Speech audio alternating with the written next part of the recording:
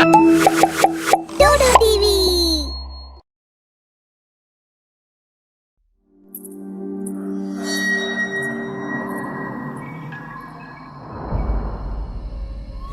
मस्तीपुर के मर्दों को गांव के बाहर बने नृत्यशाला में जाने का बड़ा शौक था। हर शनिवार की रात वहां नीलिमा नाम की लड़की डांस करने आती थी और सभी मर्द उसका डांस देखने बड़ी संख्या में जाते थे। पिछले 10 सालों से ये सिलसिला हर शनिवार को चल रहा था। इस बार भी जैसे ही शनिवार आया, सब लोग रात के 9 बजे डांस देखने पहुंच गए। आज तो लेट हो गई नीलिमा। अरे नहीं भाई, तुम जल्दी आ गए हो। गांव के लोग हंसने लगते हैं। बहुत देर इंतजार करने के बाद भी नीलिमा नहीं आती। धीरे धीरे लोग वहां से जाना शुरू कर देते हैं। अब कुछ ही लोग वहां बचते हैं। मुकेश और रमेश अभी भी वहीं रुकते हैं, क्योंकि दोनों दोस्तों को गांव में डांस का सबसे ज्यादा शौक था। तभी अचानक किसी की पायल की आवाज आती है। आवाज इतनी प्यारी और मनोहर होती है कि सभी लोग मंत्रमुग्ध हो जाते हैं। तभी एक बहुत सुंदर लड़की सामने आ जाती है और डांस करने लगती है। सब लोग एकटक उसी को देखते हैं और जैसे उसके वश में हो जाते हैं।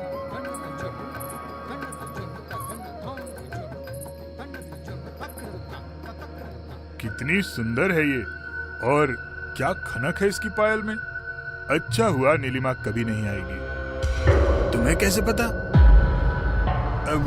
वो तो बस ऐसे ही बोल रहा हूँ। सभी लोग ये देखकर हैरान थे कि आखिर नीलिमा कहाँ रह गई। पर इस लड़की की पायल की खनक में वो लोग नीलिमा को याद नहीं कर पा रहे थे। उनको ये लड़की नीलिमा से कहीं ज्यादा सुंदर और अच्छी डांसर लग रही थी। लड़की के सामने रखा बक्सा गांव वालों ने पैसों से भर दिया था। जैसे ही डांस खत्म हुआ और वो वहां से जाने लगी, रमेश और मुकेश उसके पीछे पीछे चलने लगे, या फिर यूं कहें कि उसकी पायल की आवाज के वश में वो खुद को रोक नहीं पाए। तुम लोग मेरे पीछे क्यों आ रहे हो? तुम कौन हो?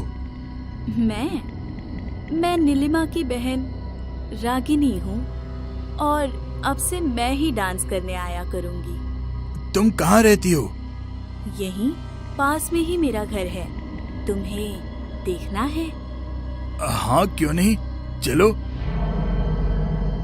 मुकेश तो जैसे मंत्रमुग्ध होकर उसके पीछे ही चलने लगता है। रमेश उसको रोकने की कोशिश करता है, उसको बताता है कि ऐसे ही किसी के साथ नहीं जाना चाहिए, कुछ भी उल्टा सीधा हो सकता है। मगर मुकेश नहीं सुनता और रागिनी के साथ चला जाता है। अगले दिन शाम को गांव वालों को बीच सड़क में मुकेश की लाश मिलती है। रमेश को समझ नहीं आता कि आखिर ये कैसे हुआ। आश्चर्य की बात ये कि मुकेश की आंखें उसके जिस्म में नहीं थी। ऐसे लग रहा था मानो किसी ने उसकी आंखें नोचने के बाद उसको मारा हो। गांव के लोगों के चेहरे पे खौफ साफ देखा जा सकता था। इस घटना के बाद हर शनिवार की रात को एक एक करके गांव के लोगों की आंखें नोची हुई लाश मिलने लगी। किसी को समझ नहीं आ रहा था कि ये किसी जंगली जानवर का काम है या इंसान का। लगता है अब मुझे ही कुछ पता लगाना होगा। ये सारी करनी धरनी मुझे उस रागिनी की लगती है। रमेश को रागिनी पर ही शक था, और हो भी क्यों ना। जिस भी आदमी की लाश मिल रही थी वो सभी शनिवार को रागिनी का डांस देखने गए थे। रमेश ने इसके पीछे का सच पता लगाने का इरादा बनाया। वो अगले शनिवार की रात को डांस देखने पहुंच गया।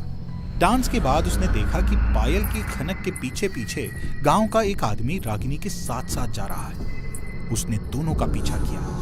रागिनी उस आदमी को लेकर गांव के बाहर बने पुराने बंगले में चली गई। रमेश भी उनके साथ साथ अंदर चला गया। अंदर जाकर उसने जो देखा, उसकी आंखें फटी की फटी रह गई। उसने देखा कि रागिनी उस आदमी को एक कमरे में लेकर चली गई, और वो आदमी जैसे ही उस कमरे में गया, वहां एक चुड़ैल प्रकट हुई। वो तेज तेज हंसने लगी। उस आदमी का डर के मारे बुरा हाल हो गया। रमेश के मुंह से अचानक निकल गया, अरे ये तो नीलिमा है। उसकी आवाज इतनी तेज थी कि वो सबको सुनाई दी। रमेश को समझ आ गया कि उसको सबने देख लिया है। चुड़ैल की नजर अब रमेश पर थी। उसने अपने हाथ लंबे करके रमेश को गर्दन से पकड़कर ऊपर उठा लिया। रमेश चीखने लगा, चिल्लाने लगा।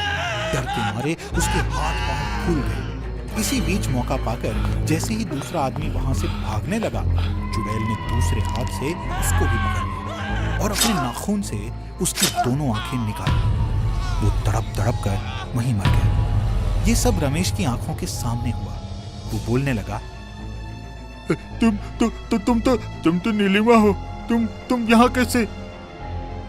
हाँ, मैं नीलिमा हूँ, याद कर मुझे। मुझे माफ कर दो नीलिमा, माफ कर दो मुझसे गलती हो गई थी। आखिर रमेश ने ऐसा क्या किया था कि वो चुड़ैल से माफी मांग रहा था? चुड़ैल ने बोलना शुरू किया, मुझे पता था कि तू एक दिन यहाँ जरूर आएगा। मुझे याद है उस शनिवार को मेरे डांस के बाद तू मेरा पीछा कर रहा था। मैं तेज तेज चलने लगी तो तूने भागकर मुझे पकड़ लिया और यहाँ लाकर मेरे साथ जबरदस्ती करने की कोशिश की और मैंने मना किया तो तूने मुझे मार दिया। उसके बाद से मैं एक चुड़ैल बन गई, पतले की आग में जलने लगी। फिर मैंने अपनी बहन को बेचना शुरू किया और जो भी अपनी गंदी नजर डाल के उसके पीछे आया, मैंने उसको मार डाला। मुझे पता था कि तू जरूर आएगा और मेरा बदला पूरा होगा। मैं अपनी गलती के लिए माफी मांगता हूँ। मुझे माफ कर दो नीलिमा। दीदी, इसको बिल्कुल माफ मत करना। ऐसे लोगों की वजह से कितनी लड़कियों का जीना हराम हो जाता है। इसको बिल्कुल माफ मत करना दीदी। हाँ, ये मेरा आखिरी शिकार होगा और इसके बाद मेरी आत्मा को मुक्ति मिलेगी।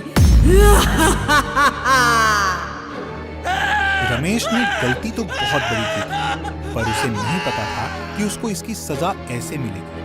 नीलिमा ने धीरे धीरे अपने नाखूनों से उसकी आंखें नोच ली। वो तड़पता रहा। फिर उसने धीरे धीरे अपने नाखून उसके सीने में घुसाए और तब तक बाहर नहीं निकाले जब तक रमेश की सांसें बंद नहीं हुई। रमेश की लाश को उसने बीच सड़क पे फेंक दिया और हमेशा हमेशा के लिए वहां से गायब हो गई। इस घटना के बाद गांव में कोई और घटना नहीं हुई और अब शनिवार को भी वहां कोई लड़की डांस करने नहीं गई। पूरा गांव हंसी खुशी पहले की तरह रहने लगा। मंटू आज बहुत खुश था। आज उसकी शादी जो थी। माँ, आज जितना काम करना है कर लो, कल से तुम्हें एक काम न करने दूंगा। तो बेटा, क्या तेरी शहरी दुल्हन काम करेगी? हाँ, क्यों नहीं करेगी। मेरी माँ ने पूरी जिंदगी पहले ही बहुत तपस्या कर ली। अब शादी के बाद आप शहर चल के हमारे साथ रहोगे और आप कोई भी काम नहीं करोगे। बेटा, तूने इतना कह दिया यही बहुत है। तू जा और अपनी नई जिंदगी खुशी खुशी जी। कहाँ मुझ बुढ़िया के चक्कर में रहेगा। मैं यही इस कोठी में तेरे पापा की यादों के साथ रह लूंगी। अब जा, बहू तेरा इंतजार कर रही होगी। इतना कहकर माँ मंटू की बलाएं लेने लगती है और उसको उसके कमरे के बाहर छोड़ के आती है। मंटू एक्साइटेड होकर रूम में चला जाता है। अंदर जाते ही बहुत तेज हवाएं चलने लगती हैं, पर्दे उड़ने लगते हैं। दुल्हन की आंखों का कलर बदल जाता है, उसके चेहरे का रंग बदल जाता है और वो मंटू पर अटैक कर देती है। दूसरे दिन सुबह जब माँ दरवाजा खोलती है तो देखती है मंटू मरा पड़ा हुआ है और बहू के हाथों में खून लगा है और दूर एक दिल पड़ा हुआ है। तूने मेरे बेटे को मार दिया। नहीं माँ जी, मैंने नहीं मारा। तो क्या रात में भूत आया था? माँ जी, मुझे कुछ याद नहीं। थोड़ी देर बाद पुलिस वहां पहुंच जाती है। मंटू की माँ बहू की तरफ इशारा करते हुए कहती है, इंस्पेक्टर साहब, इसने मेरे बेटे को मार दिया। आप आराम से मुझे बताएं हुआ क्या है। कल मेरे बेटे की शादी हुई थी और इनकी सुहागरात थी और मेरे बेटे का खून हो गया। इसी ने मेरे बेटे को मारा है। इंस्पेक्टर साहब, मैंने नहीं मारा। मुझे तो कुछ याद भी नहीं। मैं तो मंटू से प्यार करती थी। मैं भला उसे क्यों मारूंगी? मैं भी तो बाहर वाले रूम में थी, कोई बाहर से आया ही नहीं। तो क्या भूत मार गया मेरे बेटे को? ये आपका जो केस है, इस तरह के पहले 5 केसेस रजिस्टर हो चुके हैं। हो सकता है आपकी बहुत सही कह रही हो। मुझे नहीं पता कौन सही कौन गलत कह रहा है। मुझे मेरे बेटे का कातिल चाहिए। आप लोग शांत हो जाइए, हमें इन्वेस्टिगेशन करने दीजिए। सर, ये बिल्कुल उसी क्राइम सीन की तरह है जो हमने लास्ट टाइम इन्वेस्टिगेशन किया था ना। हाँ, देख लो, कुछ एक्स्ट्रा एविडेंस मिल जाए तो। वो लोग वहाँ इन्वेस्टिगेशन करके वापस पुलिस स्टेशन आ जाते हैं।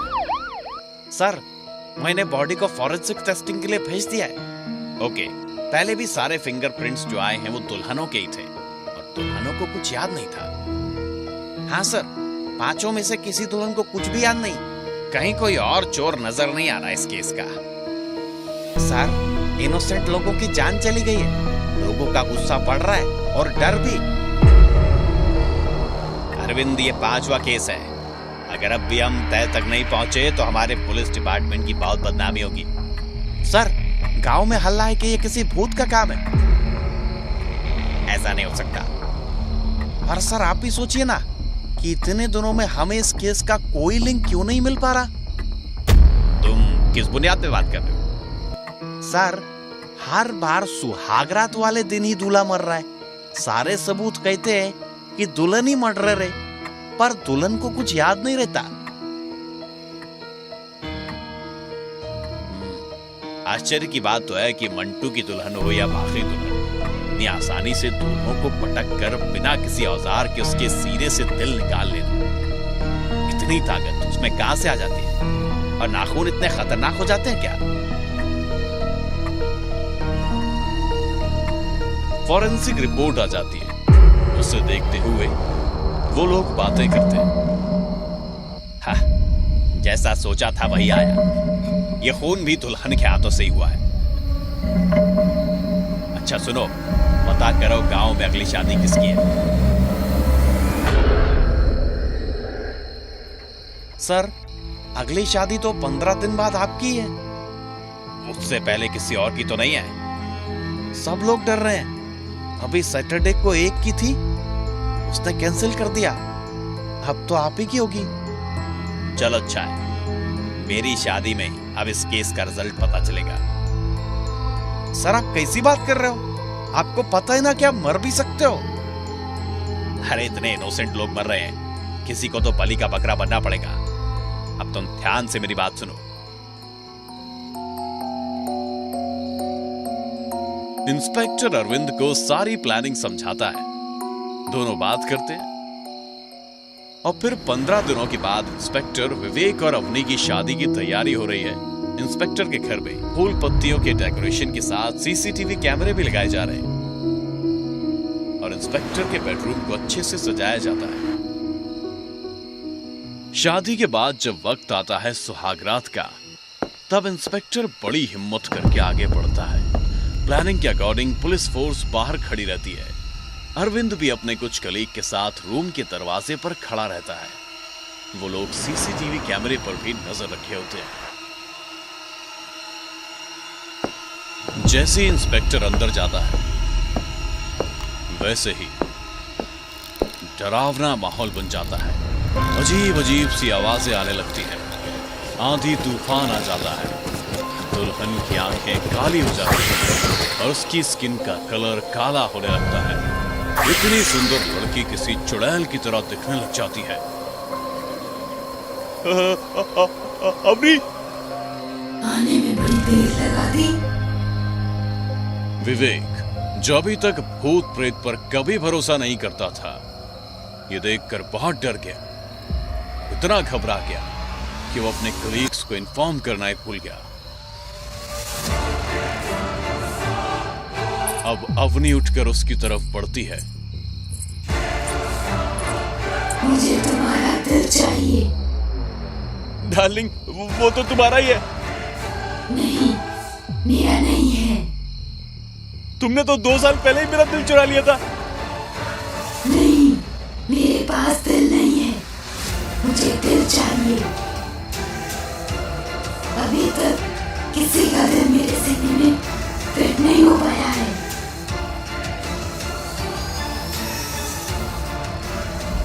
इतना कहकर वो विवेक पर कूद जाती है, उसे जमीन पर पटक कर उसके ऊपर बैठ जाती है, उसके सीने पर मारने लगती है। आज ये दिल मेरे सीने में लग जाए, बस फिर मैं वापस पूरी हो जाऊंगी। मुझे ऐसे मार के तुम्हें दिल क्यों चाहिए? मैं तुम्हारी पसलियां तोड़ दूंगी और फिर दिल निकाल लूंगी। इसी बीच किसी तरह से विवेक अपने सहयोगियों को मैसेज भेजने में सफल हो जाता है। वो लोग दरवाजा खोलकर अंदर आ जाते हैं और अवनी को विवेक से अलग करके सोफे पर बांध के बैठा देते हैं। चलो अब आराम से बात करते हैं। तुम सब एक जैसे हो, बात करने का कोई फायदा नहीं। तुम्हें मेरा दिल क्यों चाहिए था? बाकियों को भी तुमने इसीलिए मारा क्या? तो दिल तो तुमने सबका उनकी लाश के साथ ही छोड़ दिया। किसी का दिल मेरे सीने में फिट नहीं हुआ। तुम्हारा दिल कहाँ है? मेरे पति ने सुहाग रात वाले दिन मेरे सीने से दिल निकाल कर फेंक दिया था। तो तुम उसके किए की सजा दूसरों को क्यों दे रही हो? मुझे सारे दिलों में वही दिखाई देता है। तुम क्या चाहती हो? मुझे न्याय चाहिए। उसने शादी करके मुझे मार दिया, मेरे सारे अरमानों पर पानी फेर दिया। मैं तुम्हें न्याय दिलाऊंगा, तुम शांत हो जाओ पहले। उसने मेरी जिंदगी छीन ली और मैं शांत रहूं? उसने मुझे पहले मारा, फिर मुझे अपने घर के पीछे बगीचे में दफना दिया और मेरे घर वालों से आज भी पैसे मांगता है, उन्हें परेशान करता है। क्या नाम है उसका जिसने तुम्हारे साथ ये सब किया? जैसे ही अवनी आगे कुछ बोलती, उससे पहले अरविंद पुलिस फोर्स को साइड हटाते हुए आगे चला। हटो हटो, मुझे देखने दो। अरविंद, अच्छा तो तुम आ ही गए मेरे पास। तू एक आत्मा है, तू मेरा कुछ नहीं बिगाड़ सकती। मेरे पास अवनी का शरीर है और मेरी ताकत। आज मैं तुझे नहीं छोड़ूंगी। अरविंद अपना पिस्टल निकाल लेता है। सब लोगों के सामने विवेक को गन पॉइंट पर रखकर बोलता है, बंद करो ये बकवास, इस इन्वेस्टिगेशन को यहीं रोक दो। अब इस केस को तांत्रिक बाबा ही सुलझा सकते हैं। तभी अवनी अपनी सारी रस्सियों को तोड़कर उड़ के आकर अरविंद पर कूद जाती है और जमीन पर लिटाकर मार मार कर उसके सीने से दिल निकाल लेती है और उसको अपने सीने से लगाते हुए खूब जोर से हंसती है और फिर बेहोश हो जाती है। दरअसल अरविंद ही उस आत्मा का पति था। विवेक अपने सहयोगियों के साथ उस बगीचे में जाता है जो उस आत्मा ने बताया था। पुलिस जब चेक करती है तो वहां उन्हें जमीन खोदने पर एक मानव कंकाल मिल जाता है। वो उसे निकलवा लेता है और सम्मान पूर्वक उसका अंतिम संस्कार करवाता है। तब जाकर उस आत्मा को शांति मिल जाती है और गांव में फिर कभी ऐसा कोई इंसिडेंट नहीं होता है।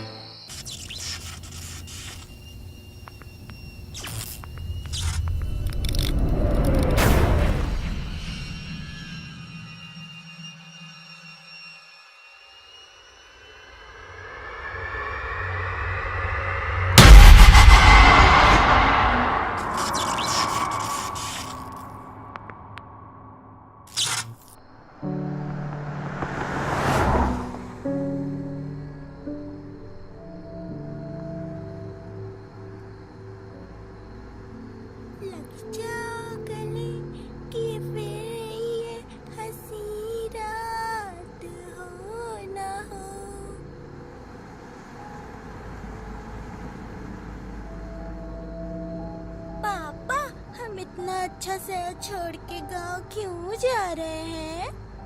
बेटा, मम्मी पापा का ट्रांसफर हो गया है ना मौजपुर में, बताया था। अब हम तीनों यहीं रहेंगे। कितना सुंदर गांव है ना ये, बहुत मजा आएगा यहाँ रहने में। हाँ, गांव का नाम ही मौजपुर है तो मौज तो होगी ही।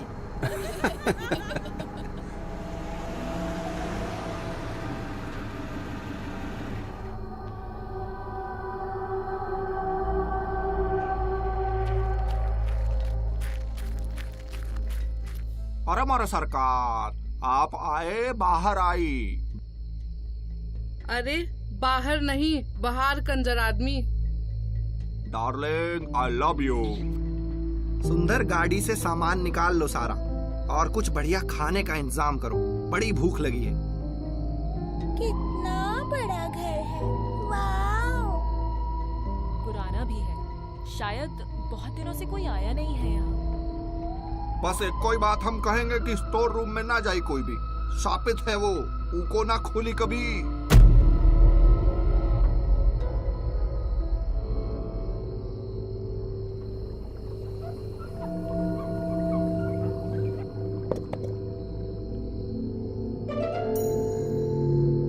चुम्मा तू हमका उतार दई दे और बदले में नींबू अचार लाई ले।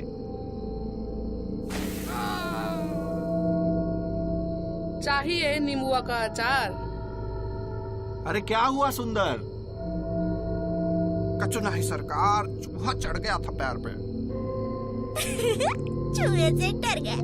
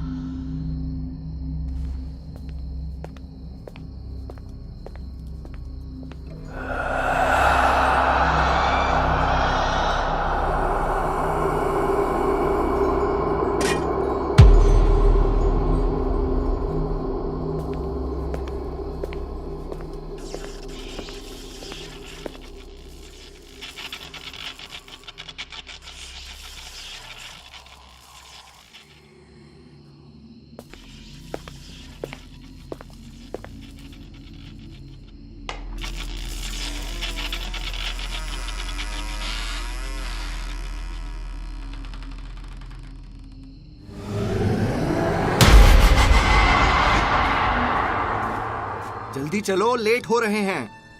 हाँ चल रही हूँ, रूही को बाय तो बोल देती हूँ। रूही बेटा, कहाँ हो तुम?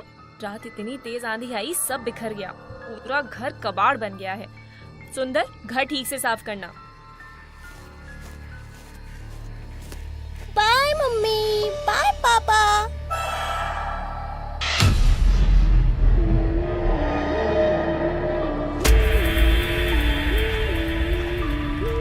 हे मेरे कृष्ण कन्हैया, ये मनहूस गुड़िया, जय हनुमान ज्ञान गुण सागर, जय कपी सती लोक उजागर। मना किए थे आपको स्टोर रूम में जाने से।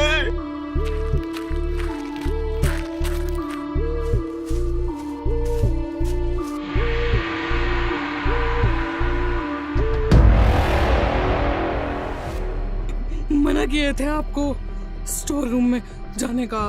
अब कोई ना बची, सब मारी जाए। भाग जाओ यहाँ से, भाग जाओ। क्या अजीब लोग हैं। अच्छा चलो, अब लेट हो रहे हैं।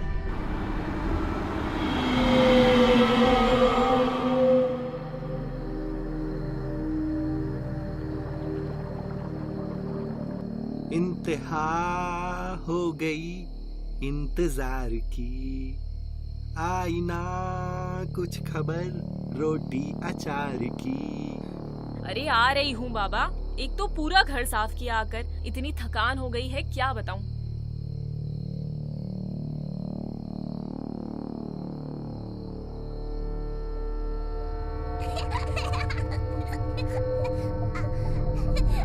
रूही, चलो खाना खाओ, डॉल को अलग रख दो।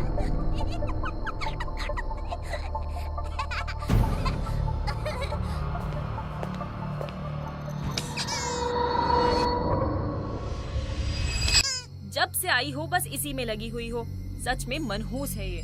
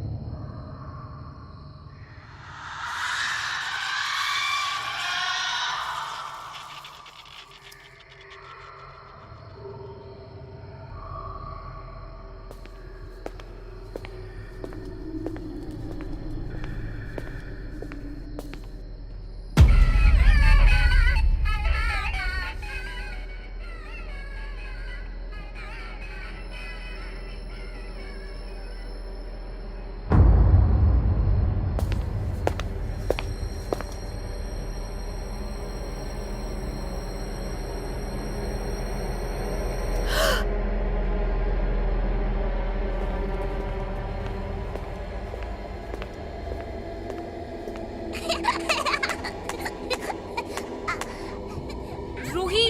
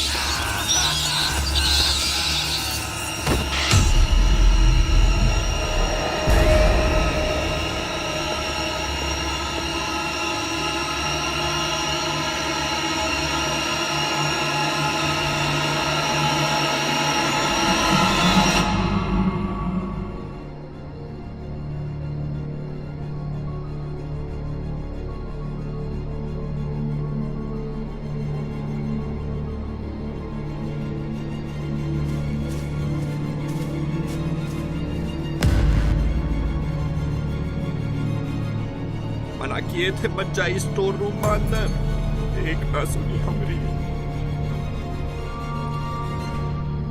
रूही, रूही बेटा उठो।